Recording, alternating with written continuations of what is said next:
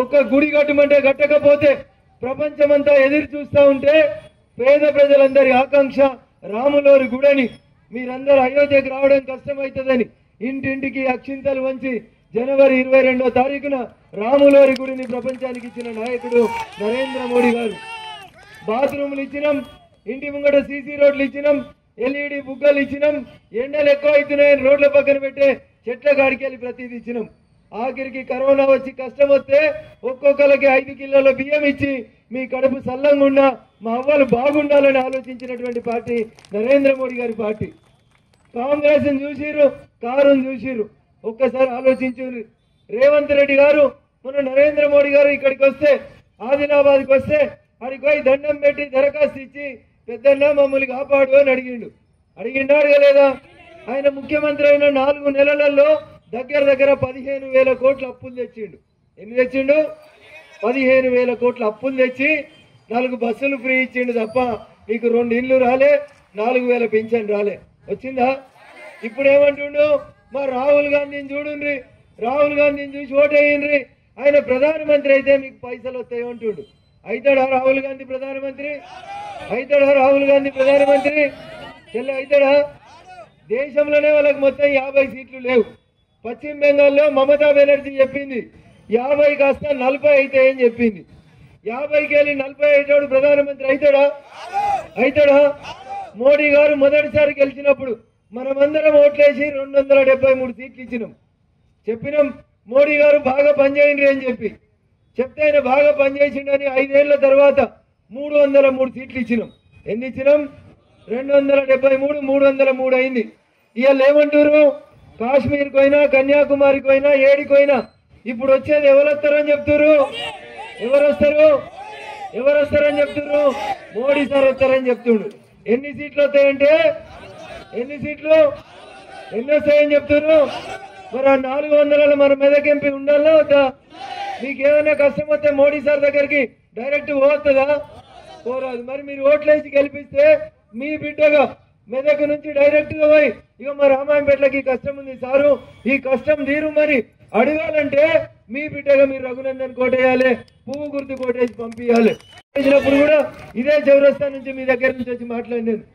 భారత ప్రభుత్వం నరేంద్ర మోడీ గారి సర్కార్ సబ్కా సాత్ సబ్కా వికాస్ అని పేద ప్రజలకు బాత్రూమ్ ఇచ్చిన, పేద ప్రజలకు 5 కిలోల బియ్యం ఇచ్చిన, పేద ప్రజలకు కరోనా వ్యాక్సిన్ ఫ్రీగా ఇచ్చిన, మీరంతా సల్లంగా ఉండాలని, ఈ దేశం బాగుండాలని కోరుకునేటువంటి పార్టీ పువ్వు గుర్తు పార్టీ నరేంద్ర మోడీ గారి పార్టీ. అందుకని అవ్వ మళ్ళొకసారి 3వసారి మీరు మోకా ఇచ్చి 3వసారి నరేంద్ర మోడీ గారిని గెలిపించినట్లయితే, పువ్వు గుర్తు కోటేసి ఆశీర్వదించినట్లయితే మన పిల్లల భవిష్యత్ బంగారు భవిష్యత్ అవుతుందని చెప్పి నేను ఈ సందర్భంగా చెప్తా ఉన్నా.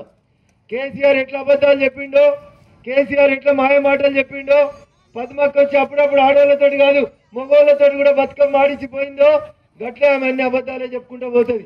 ఏం చెప్పింది? ముఖ్యమంత్రి వచ్చి ఏం చెప్పిండు?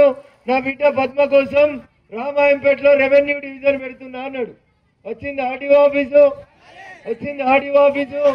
వచ్చింది ఎలక్షన్లప్పుడు హరీష్ రావు వచ్చి మా పద్మని గెలిపి రేణుకోబెరకాయ కొట్టిండా? వచ్చిందా బంగ్లా? ఏమైనా ముందుకు పోయిందా? అది అయిందా? మరి ఏమైంది? 10 ఏళ్లలో గ్రామ పంచాయతీ పోయి మున్సిపాలిటీ అయిందా? 200 ఉన్న ఇంటి పన్ను 2000 అయిందా? నేను వస్తుంటే తాత చూపించిండు, బిడ్డ మా మోరీలు చూడు ఎంత మంచిగా ఉన్నాయని. ఏమైనా మారినాయా మీ మోరీలు? మరి 200 పన్ను 2000 అయితే అయిందాకా లేదా? మున్సిపాలిటీ పేరు మీద పన్నులు పెంచలేదా? మరి మీకేమైనా సవలతులు పెరిగినాయా? ఏమన్నా రోడ్లు వెడల్పోయినాయా? 4 డబుల్ బెడ్రూమ్లు వచ్చినాయా? ఏమొచ్చినాయి? ఉన్నాయని గుంజుకున్నారు. ఇప్పుడు నా మీద పోటీ చేస్తుండే ఒక ఆయన కలెక్టర్ అని చెప్తాడు. ఏం చెప్తాడు? కలెక్టర్ అని చెప్తున్నాడు. ఆయన ఏమన్నాడు? ఎవరికైనా కలెక్టర్ ఉన్నప్పుడు ఎవరన్నా వరి పంట వేసిర్రు అనుకోండి బిడ్డ ఊరేస్తా అని చెప్పిండా? మరి మనం వ్యవసాయం చేసుకోకపోతే ఏం చేయాలి? రియల్ ఎస్టేట్ చేసుకోవాలా? కలెక్టర్ లెక్క భూములు కబ్జా పెట్టాలా? ఏం చేయాలి? వ్యవసాయం చేసుకుంటే కానీ బతుకం. అవి ఇన్ని మొరి పళ్ళు, ఇన్ని జామకాయలు, ఇన్ని కీరాలు అమ్ముకుంటే పొలం మీద భూమి మీద ఆధారపడి బతికేటోళ్ళం మనం, అంతేనా? మరి మనల్ని వ్యవసాయం చేస్తే వరి వేస్తే ఉరిదిత్తా అంటున్నాడు టీఆర్ఎస్. ఆయన వేస్తారా? కారుకి వేస్తారా? హరీష్ రావు వచ్చి నంగనాసి ముచ్చట్లు చెప్తున్నాడు.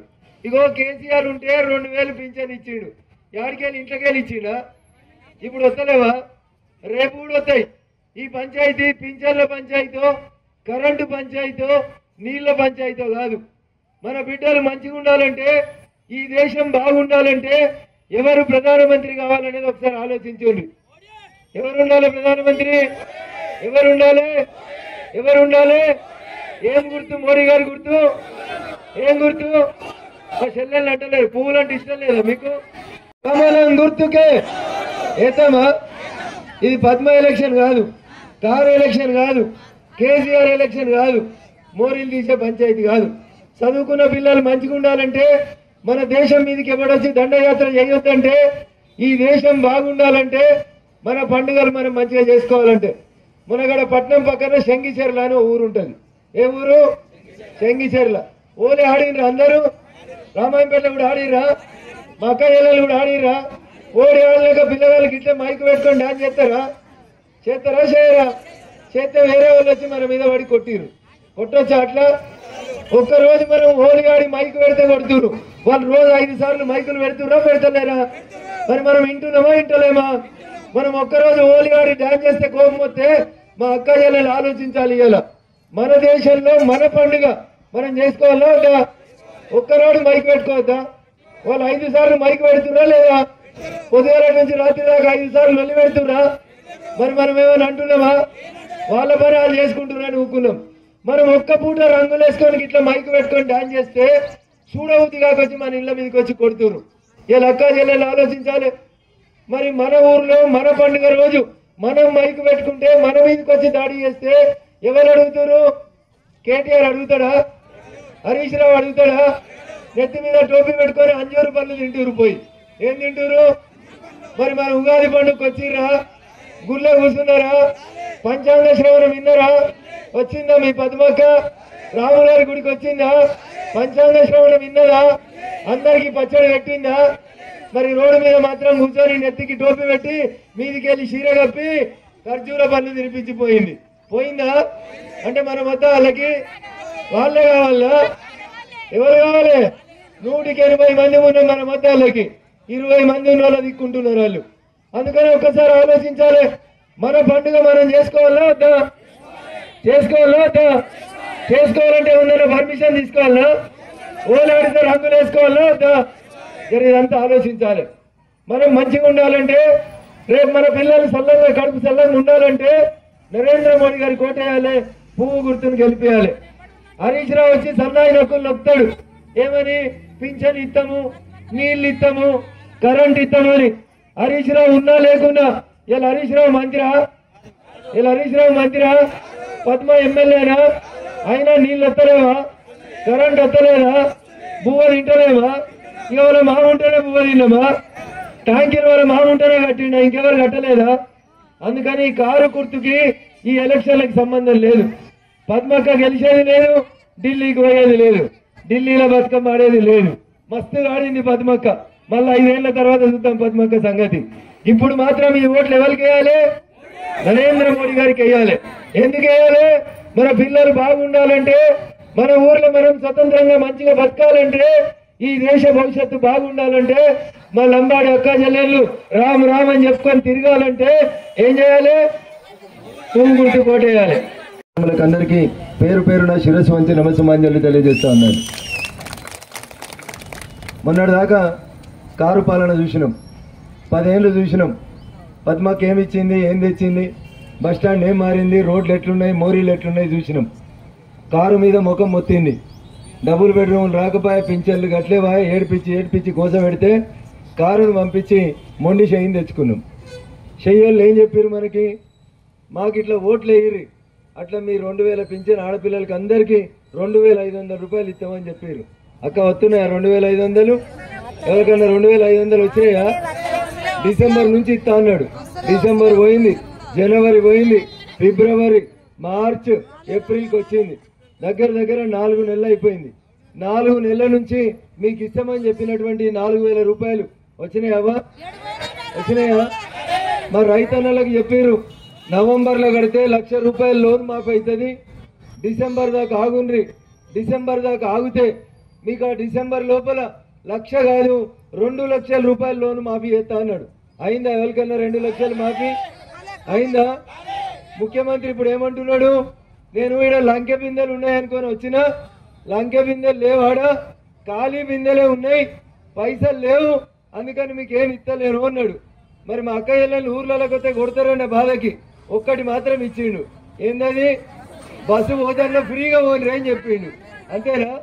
అంతకు మించి ఏం ఇస్తలేడు. ఎందుకంటే బస్సులో కిరాయి ఆయన కట్టలేడు, మనం కడతలేం తప్ప ఇంకోటి లేదు. బస్సు ఫ్రీగా వస్తే మనకేమన్నా వస్తుందా? 2,500 వస్తే మా అక్క చెల్లెళ్ళ బతుకులు మారుతాయి. పింఛన్ 4,000 అయితే మొన్నటి దాకా పెద్ద కొడుకు 2,000 ఇస్తే చిన్న కొడుకు 4,000 ఇస్తాడు అనుకున్నాం. 2,000 అట్లే ఉన్నాయి, 4,000 ఇట్లే పోయినాయా? కారు అట్లే పోయింది, చెయ్యి ఇట్లే పోయింది. వీళ్ళిద్దరు కలిసి ఓట్లు వేయించుకొని గద్దెనెక్కుదామని చూస్తున్నారు. ఒక్కసారి మోడీ గారి గురించి ఆలోచించుండ్రి. దేశం కోసం పనిచేసేటువంటి పార్టీ, మీ పిల్లల భవిష్యత్తు కోసం పనిచేసేటువంటి పార్టీ నరేంద్ర మోడీ గారి పార్టీ.